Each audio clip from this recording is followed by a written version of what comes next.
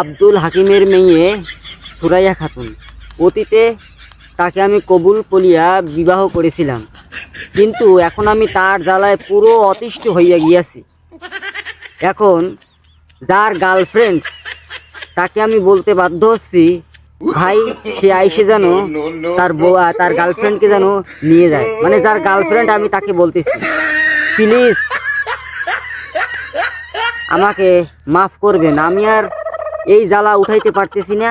তো যার গার্লফ্রেন্ড সে আইসে তার এই মালটাকে যেন নিয়ে যায়, ঠিক আছে? আর ভিডিওটা সবাই একটু বেশি বেশি করে শেয়ার করবেন, আমি আর এই জ্বালা সইতে পারতেছি না।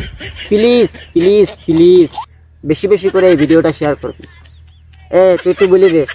হ্যাঁ, বেশি বেশি শেয়ার করবেন ভিডিও, যেন যার গার্লফ্রেন্ড সে খোঁজ করে নিয়ে যায়। আমি আর এই জ্বালা সইতে পারতেছি না।